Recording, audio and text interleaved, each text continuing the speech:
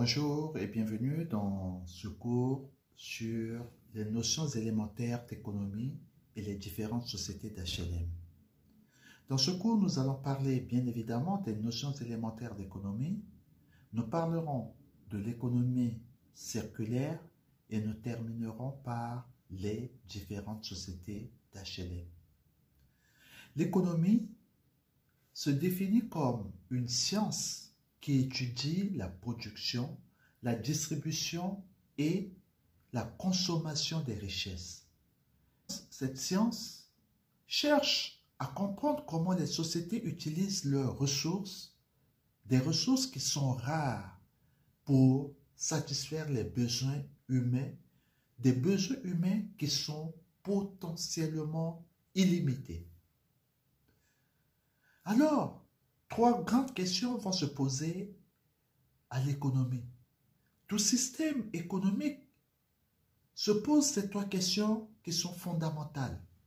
La première, c'est de savoir que produire. Il s'agit du choix des biens et services qu'on doit fabriquer. La deuxième question, c'est de savoir comment produire. Et là, il s'agit du choix des techniques de travail. Des techniques de travail et aussi des techniques du capital. Comment investir, où investir et investir à juste titre, à bon escient. La troisième question, c'est de savoir pour qui produire, la répartition des revenus et l'accès aux biens. Quand on produit, on doit savoir comment on va repartir les revenus et aussi comment est-ce qu'on peut accéder aux biens qui ont été produits.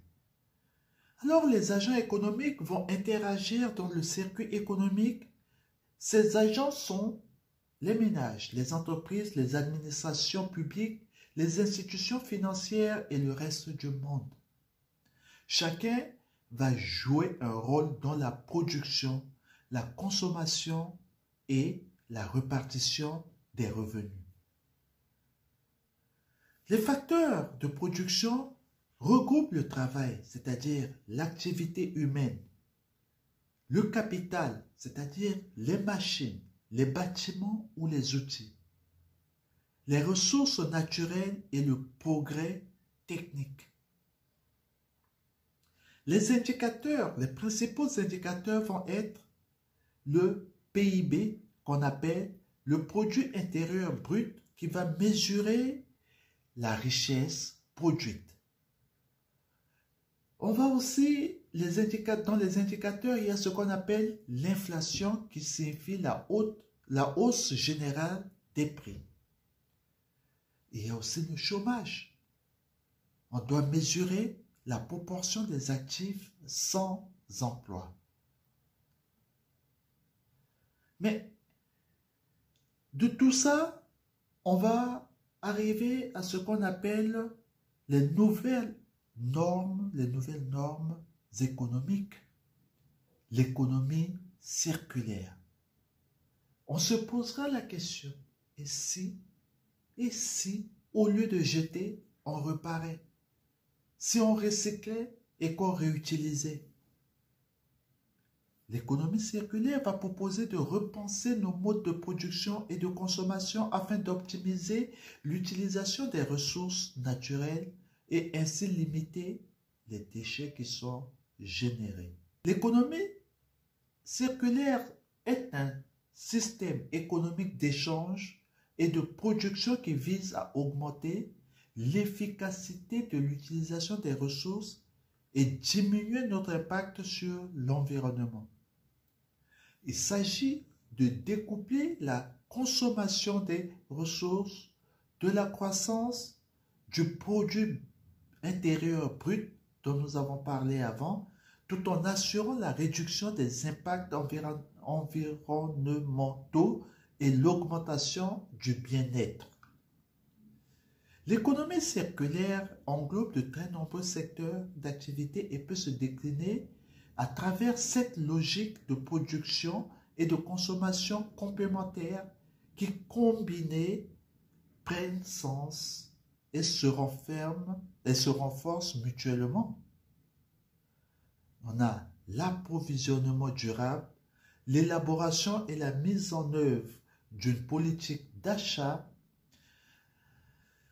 un achat qui doit être responsable, la sélection des fournisseurs sur des critères environnementaux, l'accompagnement des fournisseurs dans l'amélioration de leurs pratiques, etc. La balance commerciale, c'est la différence entre les exportations et les importations. Je vous ai mis un tableau, un graphique. Ça représente ce qui se faisait avant, c'est-à-dire l'économie linéaire. Avant, on extrayait les matières premières jusqu'à ce que ces matières premières arrivent à épuisement. Lorsque nous extrayons, on transforme ces ressources en produits. Ces produits, lorsque nous les transformons, nous générons de la pollution. Lorsque les produits sont transformés, ces produits vont être utilisés d'une manière éphémère. On achète, on utilise, le produit n'a plus de valeur, il arrive à l'obsolescence programmée et qu'est-ce qu'on fait? On jette. Donc, il va y avoir l'accumulation des déchets. Avec l'économie circulaire, on va avoir, comme son nom l'indique, un cercle.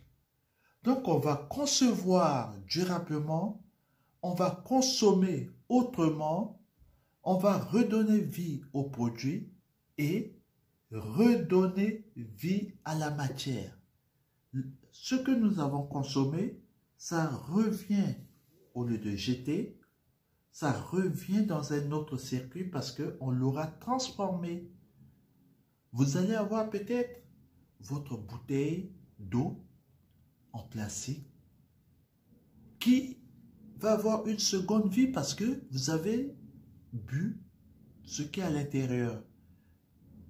Au lieu d'incinérer la bouteille, au lieu de jeter, on va transformer cette bouteille et je suis sûr que certains d'entre vous portent des pulls qui sont fabriqués à base de ces bouteilles.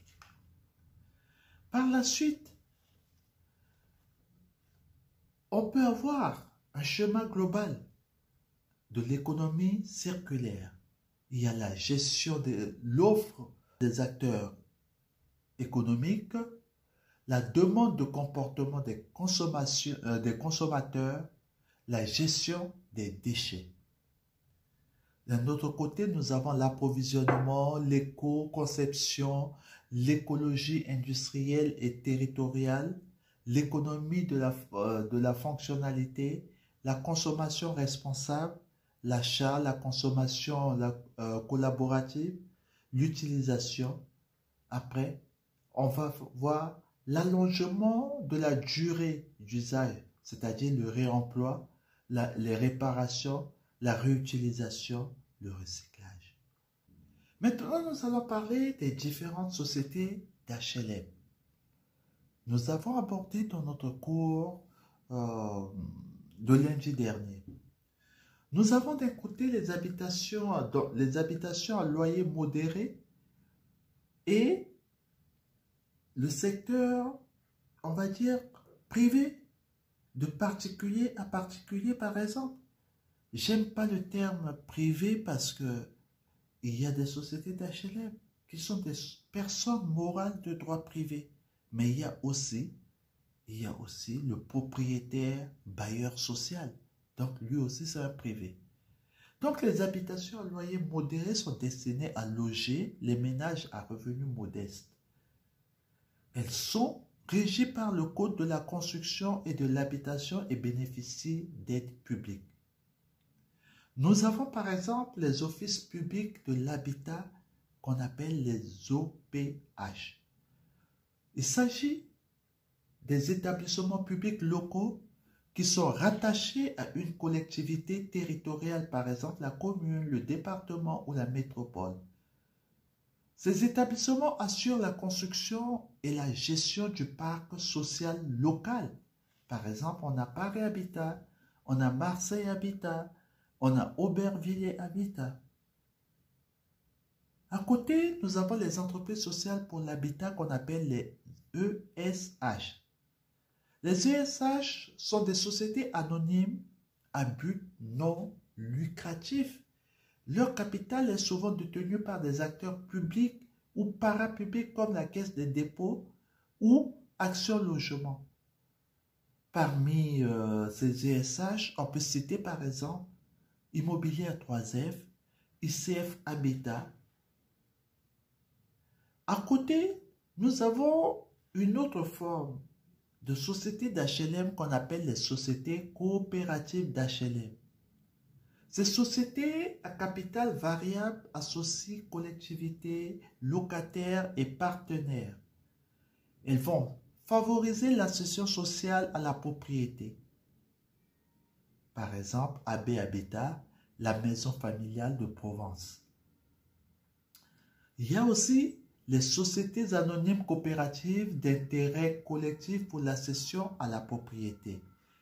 Elles sont issues des anciennes sociétés de crédit immobilier. Elles accompagnent les ménages modestes vers la propriété et réinvestissent leurs bénéfices dans des actions sociales locales. Il y a ces sociétés, mais leurs missions vont être les mêmes. Il s'agit de construire des logements sociaux neufs, rénover et entretenir le patrimoine existant, gérer les logements et accompagner les locataires, favoriser la mixité sociale et l'accession à la propriété. Ces sociétés d'HLM sont financées par des prêts qu'on dit des prêts bonifiés, notamment de la Caisse des dépôts. Des subventions publiques aussi peuvent être mises en contribution.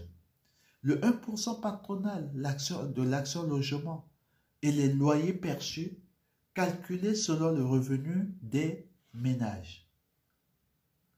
Donc, il y a un tableau récapitulatif que j'ai mis à votre disposition. Voilà ce qu'on peut dire sur les petites notions d'économie qui vont guider notre cours, notre prochain cours.